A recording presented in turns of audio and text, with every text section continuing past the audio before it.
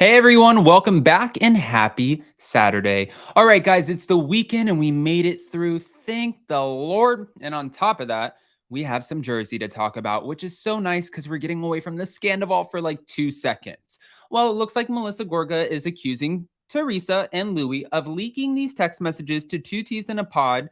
Not, she didn't leak them to two T's in a pod, but Melissa's claiming this on two T's in a pod. And she's also stating that Teresa's been doing this, talking to a certain website for a long time now.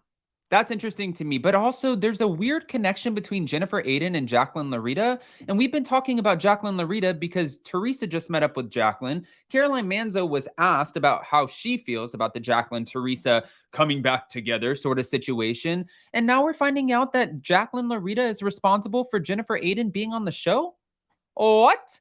Okay, guys, before we jump in, if you guys haven't already, go ahead, smash that like button. If you're not subscribed, get subscribed. Don't forget to hit that notification bell. And with that, let's jump right in.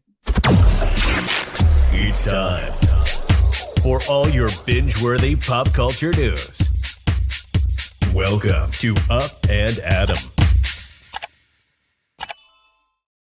All right, guys, so it looks like Melissa Gorga went on two T's in a pod. Yes, with Teddy and Tamra. And when she did, she was asked about these leaked text messages. There were leaked text messages between Melissa, Teresa. We saw them on the first episode of The Real Housewives of New Jersey this season, but apparently there were more because those kept coming out. We were wondering, well, since it's between Melissa and Teresa and Joe and Louis, there's only 4 people who could have leaked this stuff. And Melissa's saying, it wasn't Joe and I. It doesn't benefit us. Why would we leak the text messages? Okay. Thank you to Reality Blurb for mentioning it all. Speaking with co-host Tamara Judge and Teddy Mellencamp on their Two T's in a Pod podcast, Melissa revealed that Teresa and Louis are responsible for leaking recent text messages between the families. They gave them to a website that she talks to on the phone. She's been on the phone with this one website since 2012. She talks to them constantly and they're anti-Melissa. Now, Teddy called Melissa out regarding her previous statement, what she and Joe said about putting food on the table for Teresa's kids. And I asked her about that too. And she said, listen, this was taken so out of context. She said, at the time, Teresa did not speak or write to Joe for the first 6 months of her prison sentence, and she refused to put Joe on the list. That information we were not privy to. Or at least I wasn't privy to. I didn't know that she refused to put Joe on the list. I mean, I heard rumblings, but for Melissa to sit there and just confirm it, unless she confirmed it before and I missed that. But how can you complain about your brother not showing up to see you? See, there's so many questions, you know? Who's telling the truth? And that's where I think the fans are so divided because there are so many fans who really love Teresa and they want to believe her and they are automatically choosing a side because that's what sometimes reality TV makes you feel like you need to do is choose a side. On the other side, there are fans who resonate with Melissa Gorga and Joe dealing with in-laws and dealing with, you know, just sister, like family, whatever. People resonate with her too, and they're also defending her. It's kind of wild because we're still waiting for all the receipts to come out. And when she was talking, Melissa, in a recent interview, she was like, this reunion is going to be nuts. This is going to be the reunion that, I mean, it could have a big impact. This could be their last season on the show. If Teresa gave an ultimatum to the network, you never know. Anything could happen. But like Melissa said, I feel like at this reunion, we're going to have a lot of receipts that are going to be surfacing. Melissa said her quote was taken out of context, and let's move on from that. Now, Teddy also asked Melissa if she was worried that her current relationship with Teresa will affect her place on the show. Of course it could. But I think that they, you know, can get to a point where they say, I don't know how we're going to put these two in a room anymore. Or they're going to put us in a room and say, don't speak to each other. As of now, she believes that producers and executives are focused on getting the sister-in-laws through the reunion, and co-host Tamra declared that she doesn't believe the show can go on without Teresa or Melissa. Actually, for the first time ever, this sister-in-law drama, I think we still have to get our newbies a little bit more situated. We have to get a little bit more familiar.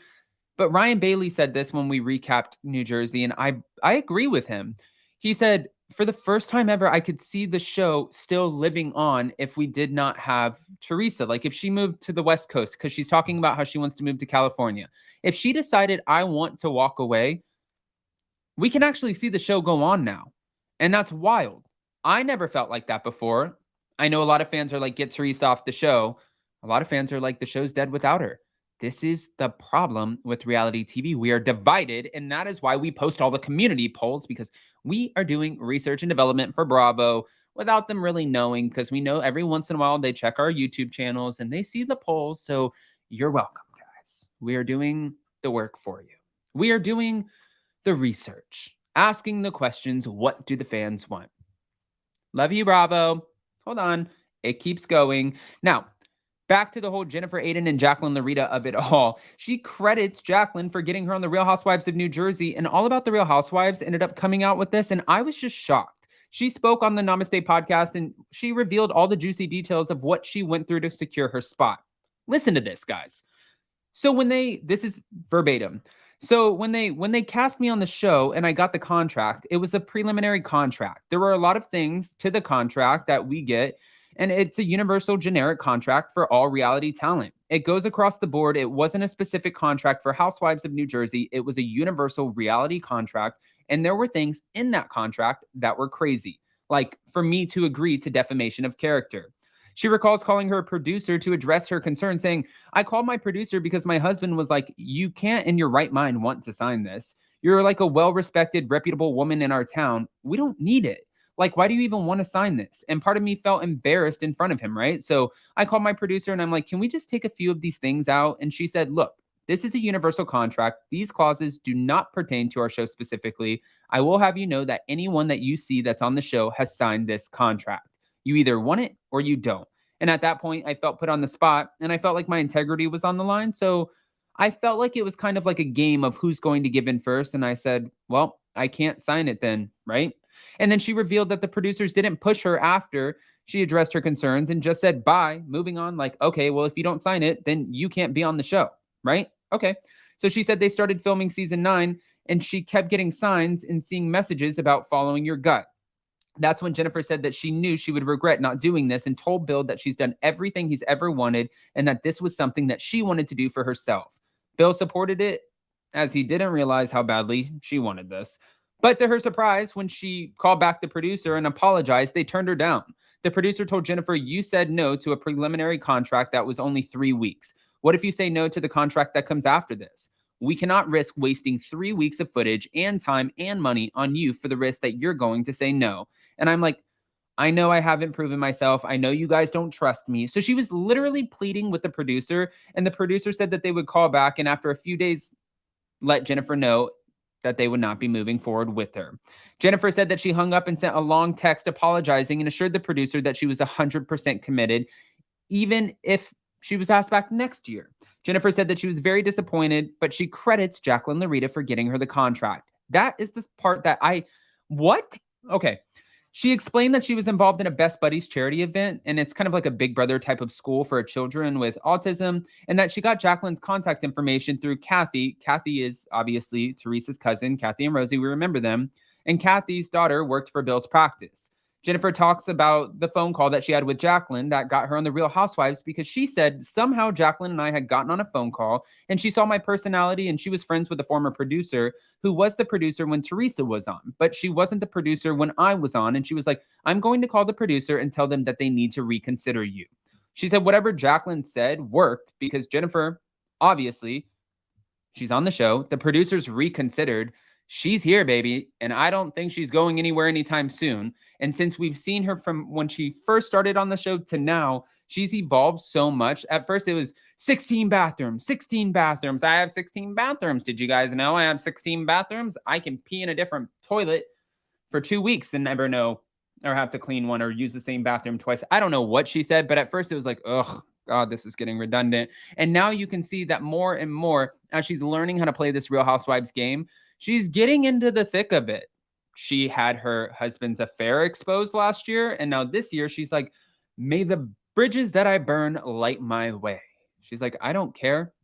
I'm going to burn all of those bridges. Don't care what you guys think. And she's coming in hot. Like every time we see a scene with her, some people are even calling it cringe. The scene, like, for example, the one with Margaret Josephs, that probably wasn't the best scene for them. It's like, you don't know what it's like to have a family. You don't have a family. Well, guess what? You don't have a good marriage. So good luck with Bill. And it's like, whoa, the claws are out.